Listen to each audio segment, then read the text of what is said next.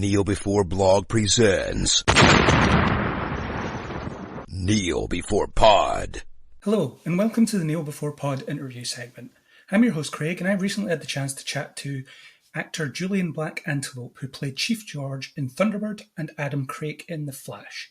We discuss representation and the importance of telling stories from different perspectives. Sit back, relax, and enjoy. I'm delighted to be joined on Kneel Before Pod with actor Julian Black Antelope. Hi, how are you doing today? Hello, how are you? Thanks for having me on.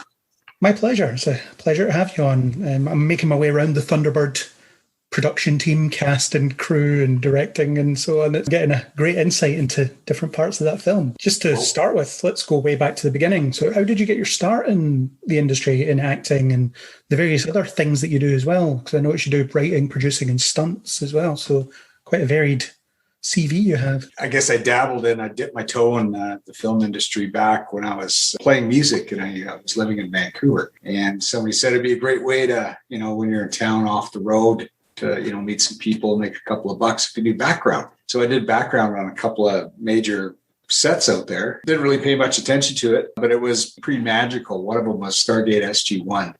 And I thought that was pretty cool how realistic everything looked inside these sets. And I still pursued music and I was playing music professionally.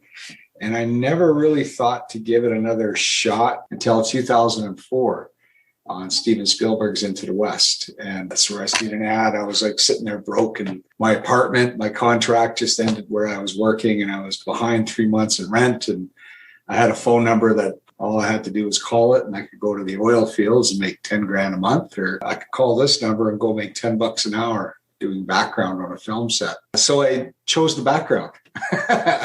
I chose to drive 2 hours, probably spending more on gas than I would be making that day. But I was just drawn to be on a film set and I just knew there was something that I wanted to do, but I just didn't exactly know what. And that was the project that got me my start into everything that I do. I was cast in my first role. I did some of my first stunts. And I also wound up getting hired to work in some crew capacities too. Cool. So you got a good view of the way a production works and the way it runs just from the ground up, really, just by doing all that sort of stuff. Yeah, as somebody who was new to acting, I didn't know anything about it and couldn't afford acting schools and stuff. So for me, working on a film set was my acting school. That was my day job. So as I was building myself as an actor, if there wasn't anything that I could audition for, or there wasn't any stunts that I could do, I would work in crew capacity. So at least I could be in that arena. And also still be close to the actors and watch and study them and learn and see what they do. Yeah, not everybody gets into it in the same way. Your co-star in Thunderbird, for example, Colten Wilke, he talked about how he learned the craft of acting through just life experience and then getting into it in a different way. So it's interesting to hear that classes and all that kind of stuff isn't necessarily what you need to do to break in. Sometimes you just learn by doing and get your opportunities out. That's really interesting to hear. There's a lot of truth to that. I mean, I think what makes an interesting actor is somebody with life experience. And also, I guess, whatever point it is in a person's life where you start to be comfortable in your own skin. For me, when I was younger, when I first was dabbling in background and stuff, I was far too insecure and arrogant and egotistical to probably become a good actor at that stage in my life, being 23, 25 years old. I was too immature. So I didn't get started in it until I was like 35, 38 years old. So I was a little bit more comfortable in my skin and I realized that my cool hat was gone. I think that has a lot to do with it. And by then I had a lot more life experience under my belt too. And are you drawn to any particular types of characters to perform? The characters that interest me the most are ones that are flawed. They're real people. They don't know they're flawed. Or maybe they do in some aspect, but they're just real human beings with real obstacles and mental obstacles, and physical obstacles in their world and in their lives. I've never played a hero per se. The hero's journey for me, that's in mainstream, is always kind of a bit of a boring one to me. You get the girl, you figure out the solution, you have superhuman strength, nobody kicks your ass, all that sort of stuff. But I like being the guy that thinks that he's going to win, but doesn't. The guy that thinks that he's the smartest guy in the room, but isn't.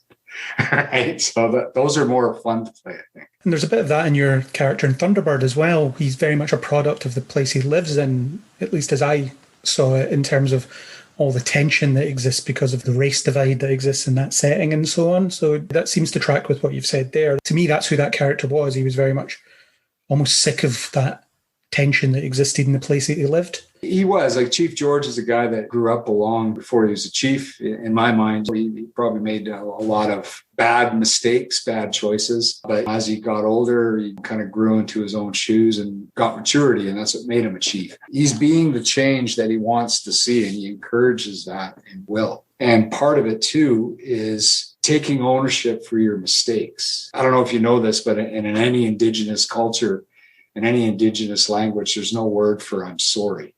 I'm sorry only exists in the Western culture because that means you wash your hands of it. We have things in Blackfoot, it would mean that's my mistake or that is mine. You're referring to what happened and you're claiming it and taking responsibility for it.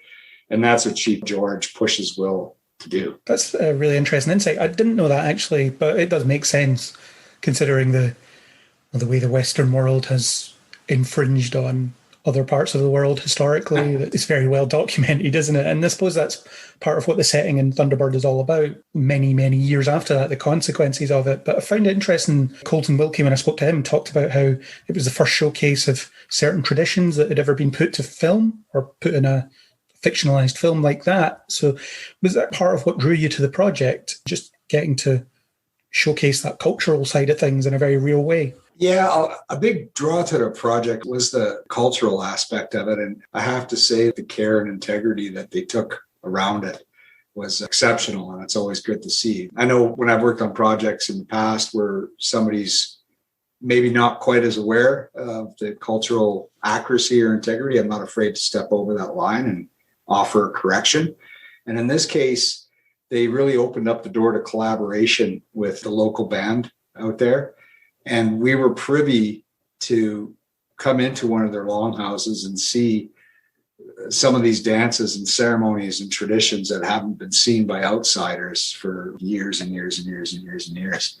So it was really quite powerful. And we were very, very respectful. I know the production team and the producers were very respectful about asking what was appropriate to film, what they were comfortable with showing, etc. Yeah, and it certainly comes across because there is that authenticity to it. I suppose I've got that better understanding because I've spoken to the director and a couple of the other actors as well in terms of just getting to experience that culture firsthand. And it's not that it was put on for the film, it was just filmed what they would do, filmed the rituals, the dances, as you say, all that sort of stuff was just, we'll put this in as you would perform it. Mm-hmm. So that's great to hear. I was doing a bit of research on the whole First Nations representation in film and TV ever since there has been film and TV. I think there's a very almost troubled history of it with lots of assumptions and insensitivity, I suppose is the right word. What's your view on the way it has been represented across media over decades and years? I know it's a very big question. Yeah, no, it's pretty loaded. I mean, just for myself personally, Hollywood's done it with many cultures. It's had a very sort of racist, bigoted view. If you want to go back to the days of we're watching Jerry Lewis going like, me so sorry, and characters like that are just so politically incorrect. When it comes to Indigenous, there was no Indigenous actors. There was no such thing. So they're grabbing Italians or whoever the latest Caucasian star was and painting them brown and their stylized version, which was quite ridiculous, actually. And just the portrayal of Native Americans in the early days in spaghetti westerns was these simple, savage people that were easy to fool and easy to pull the wool over and stuff. And I'm glad to see that it has since evolved to that. It's growing away from that. I mean, we still got some more work to do. I think we're living in a great age right now, but just in the last 10 or so years, 10 to 15 years, there's been great caretaking and producers reaching out to Indigenous people that the culture is that they're portraying and asking for advisement, asking for the input into the scripts. And if this is wrong, how do you see this being done? And taking that advisement to the bank to make sure it's portrayed accurately. And now with the whole Indigenous BIPOC movement, I think finally Indigenous people have a shot of being equally represented on camera. Because up until recently, Indigenous people were the most unrepresented demographic there was, unless there was leathers and feathers and spooks and spirits and tracking. There's no need for Indigenous characters, but now that door is opening where we can be seen as doctors and lawyers and politicians and chiefs of police and all this other stuff. There's no Indigenous storyline. So that's why we have that character. You know what I mean? We just have these people doing these roles for the simple fact that, and they just happen to be Indigenous. I guess one of the examples that stuck out for me in the early days was a movie called Heat with Val Kilmer and Robert De Niro. And Wes Studi is an Indigenous FBI agent. And there's no Indigenous storyline with it. He just was a guy that was an FBI agent who happened to be Indigenous. So that's pretty cool, I think. He's just a guy and that happens to be his background, but it's not everything about who he is, which is, that's something. Because I remember growing up watching things like Peter Pan or Looney Tunes, where it would be very insensitive. And this is me as a very young child watching these things, and I don't know any better. I don't know any differently. Or in Star Trek Voyager with Chakotay as well. Yeah. Looking back, he's a very insensitive portrayal because it is just glom on any trait that you can think of to him. Vision quests and whatever else. He does it all and does none of it, I imagine, particularly well. Yeah, to circle back to that, it's growing from the days of directors and writers and producers going, oh, we just want to use that because it looks really cool or it sounds really cool, to should you be using that particular aspect of the culture or should you be portraying it like this? Forget about how it looks or what you want. It's good that things are moving on, and yes, obviously work still needs to be done, but films like Thunderbird are a great step forward, I think, in terms of understanding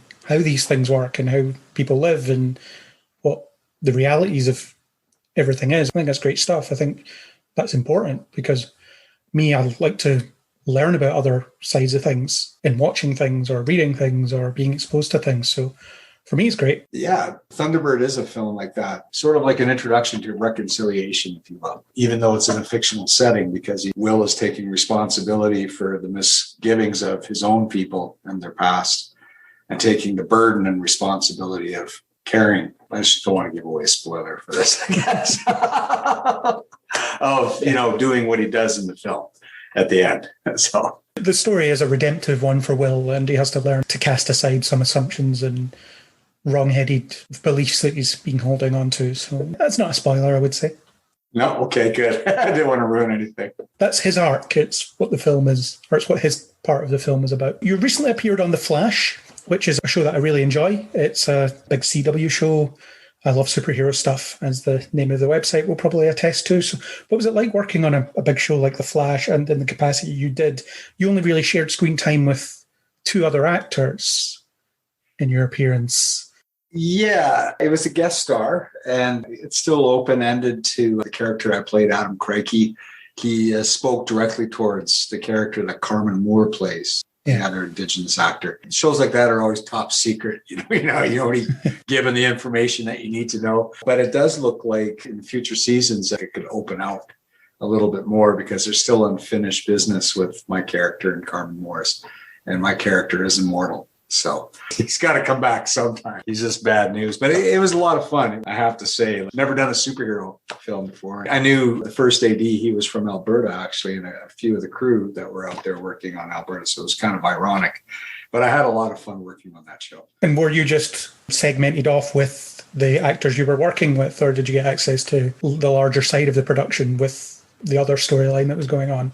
No, just because it was COVID and there was restrictions and stuff, they locked off the shooting days just specific to what my character's storyline was doing. So I never got to interact with any of the other characters, just who you see in the film. It's just a little weird too with COVID restrictions. You're locked up in a hotel room and then you're tested and this, that, and the other, and then it's just a quick in and out. Now that restrictions are lifting, but there's no real socializing to be expected. In the past year working on film sets, you're just kind of in your own bubble and that's it. And how did you find adjusting to the COVID situation? Because I imagine it must have been a massive adjustment from it being a very social place, being on set, to being a very isolated, stay away from everybody, only be unmasked for your scene and whatever. I guess those are 2 aspects that took the biggest getting used to. As an actor, yell cut, and the director might give you some direction and you're applying those notes, or you're thinking you got to reset and you're doing the scene again, and you're always internalizing stuff and clocking your movements and figuring out how to run that scene a different way but better. And And it's always mask on, mask on. It's like, this doesn't fit with what I'm doing right now. It doesn't belong in my character. So there was that aspect that took getting used to. And also the isolation factor too, because it is a little bit of a social thing too. You're sitting on set and you're chatting with the other actors you might not be in scenes with. But it was, if you're not on set shooting, you're back in your trailer. Oof, just like that. So it took some getting used to, but I guess you relax with the thoughts.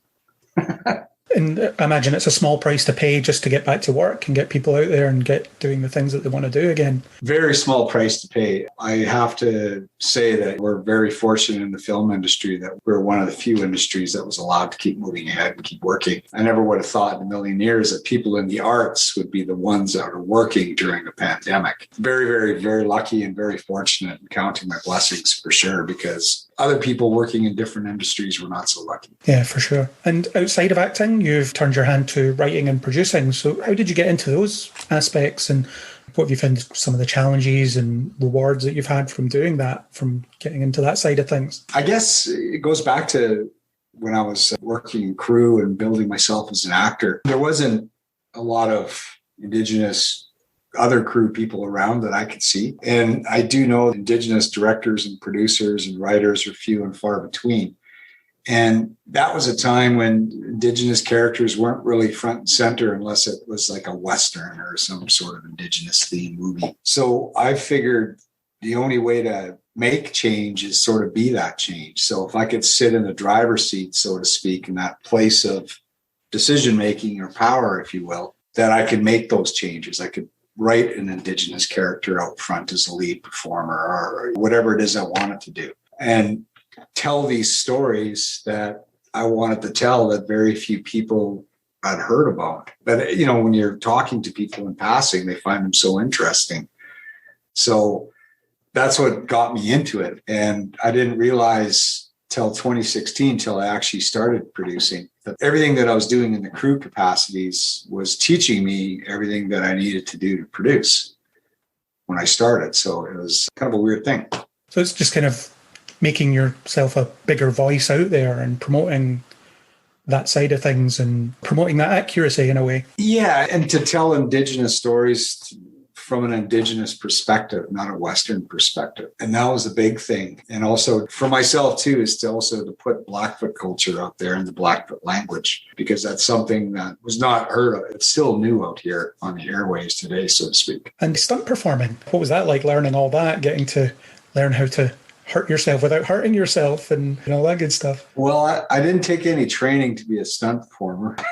I got a bit of a kickboxing background, but I grew up riding horses and getting bucked off for free. So I figured I might as well get paid for it. Doing stunts is always a risk. It's always a gamble. It hurts. I don't care what anybody says. It always hurts to some degree. But for me, I kind of gravitated easily to it. I was athletic enough. I could ride horses and I knew how to fall from kickboxing and martial arts and doing sports.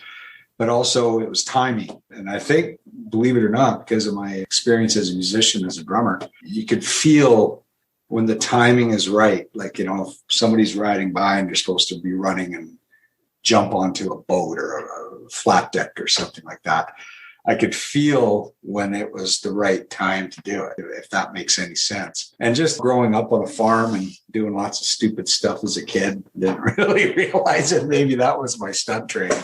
But yeah, it's a lot of fun. You just got to keep your wits about it. And then if you get to go back on The Flash next season, I'm sure they'll love the fact that you can do some stunt work, because they do a lot of stunt work on that show. Yeah, that's pretty heavy action Jackson stuff on there, it seems. I'm sure on a show like that, they'd want to get a stunt double for you. But so far in all my roles, you know, I started off doing stunts if there was no acting and vice versa. And then as I got more heavy into acting, once I started working consistently, I'm an actor who can do my own stunts, which makes it very appealing, I think, to a lot of directors. Like on Hold the Dark, for instance, Jeremy Saulnier was ecstatic that I said, no, man, I said, I'm going to get shot out the second floor window. I said, you don't need a stunt double to do that. I could do that. He goes, really?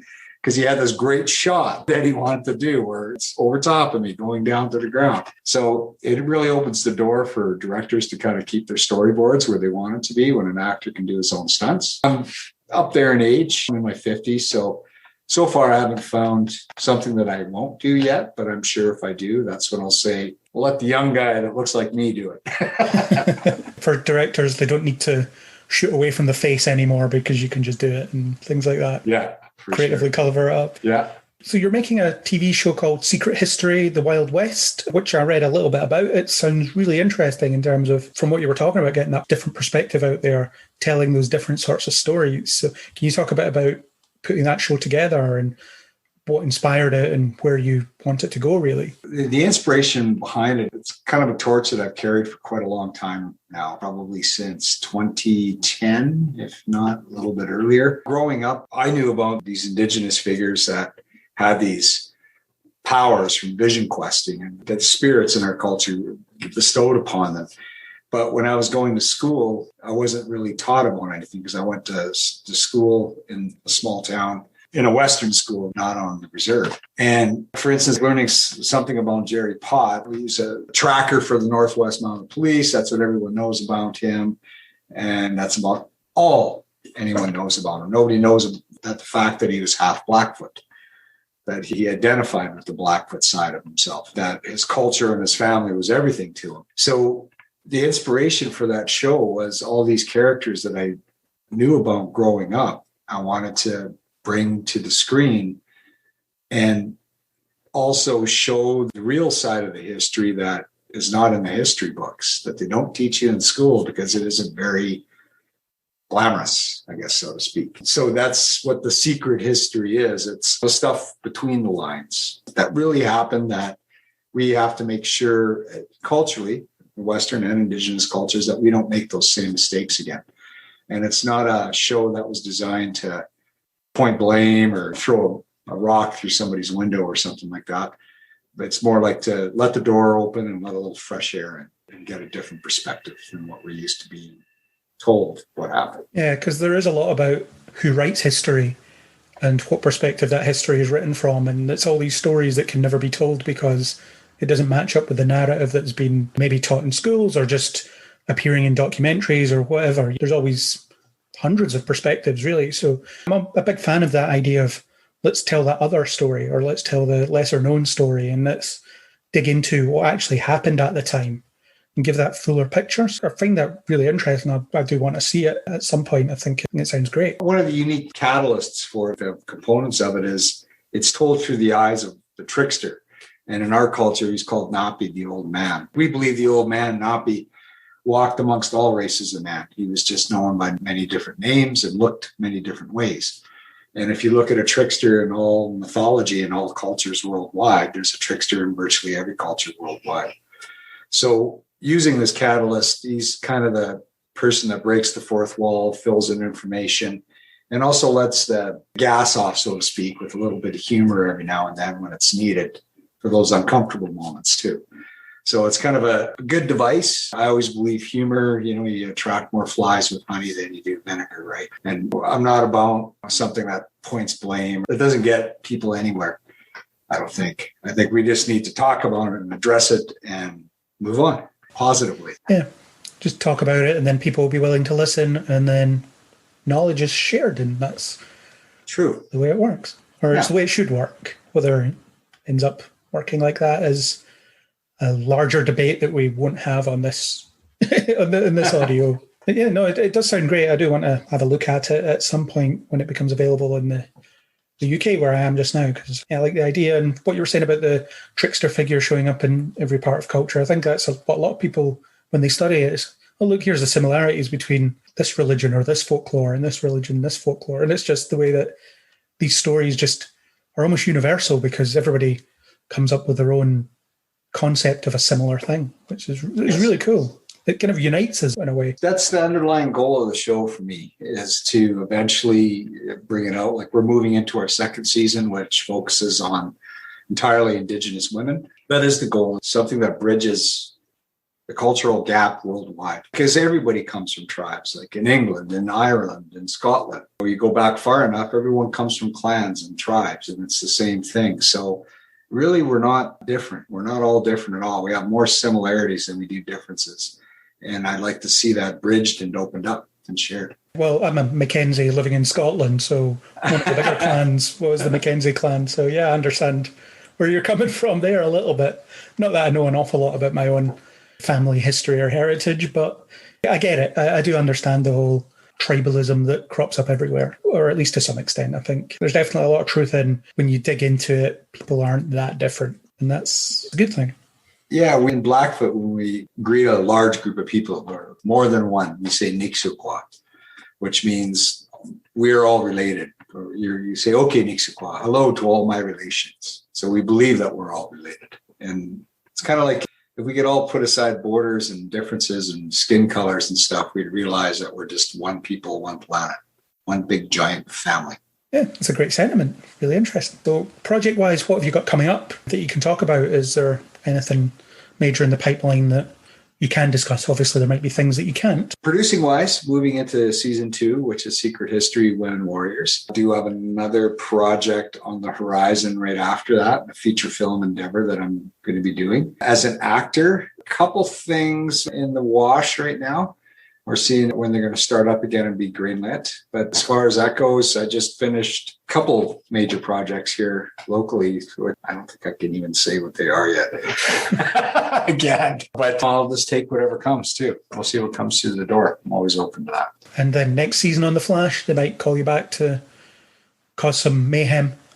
Oh, I hope they do. I really hope they do. It'd be fun. I think it'd be a fun character to explore. He's one of those guys that's flawed. Thinks he's right. Yeah, that whole thing that she was dead and all that stuff. Yeah, I found that interesting. It was a very short segue into something, but hopefully it will build into something because I liked the Kramer character who you played against and that story. So I'd be eager to see it picked up. Well, thank you very much. They usually get around to it eventually on that show. They don't really let things linger, so you'll probably be okay. I know, that'll be all right. I'll look forward to it for sure. So the last question is one that I always ask for this being a superhero nerdy focused podcast. I know you've already had one, so it might be the same one, but what superpower would you have and why? What superpower would I have and why? Wow, that's a tough one. I don't know. If you can go back through time or something, if you're immortal, geez, it's a tough one. It's a tough one. I think if you could stop time, freeze time at will when you wanted to, they could move things around, make minor adjustments without causing too much chaos, and then start it again. Just sort of mess with people a little bit, just move their pen that they were trying to use or something. And yeah, just a little bit of that. Yeah, stuff like that. That's a cool one. I don't think I've had that one before, actually. People normally want to fly, which is great. How about you? I would like to have super speed, like the Flash, because I tend to give myself too much to do, and I'd like to be able to do it quickly. I'd also like to be able to travel quickly, but I still want to see places, so I'd pay attention to them as I was running past. But see, if you do too much already, if you had super speed, you'd just be doing an insane amount of stuff because you could do it faster. Yeah, so I'd be able to write quickly. I wouldn't be able to edit quickly because that takes as long as it takes, but I'd be able to do a lot more. I'd get a lot more done if I could move a lot quicker. My brain could work quicker as well. That would be a good thing. But see, if you could freeze time, boom. Yeah. You get all this stuff done, start it again. It's like a second just passed. Yeah, although I wouldn't want to still age while I was freezing time because then I would get old pretty quickly, according to other people. Good point. Yeah. Yeah, so if time was moving for me, suddenly I'm 10 years older. And it's only been a few days for some people, so that wouldn't be ideal. Totally good point. No, that's a great answer. I think freezing time's a good power. It's been used to great effect in various things. In Heroes, for example, the character Hero could do that. And nice. It was good fun. Thanks very much for your time and all the best for your future projects, season 2 of Secret History, and perhaps if you appear in The Flash again and all those other things that you can't talk about. All the best for that. I really do hope they become everything that you want them to be. And it's been amazing talking to you, getting your perspective on different things. Well, thank you very much, and thanks for having me. It's been my pleasure. Thank you very much. That was my chat with Julian Black Antelope. I wish him all the best in his future projects. If you like what you heard here, then hit subscribe on Spotify, Apple Podcasts, or any major podcasting app. Apple users, please leave us a star rating and a comment. If you want to discuss this interview or anything else, then you can find us on Facebook and Twitter under Kneel Before Blog, or leave a comment under kneelbeforeblog.co.uk. As always, I hope you'll join us next time on Kneel Before Pod.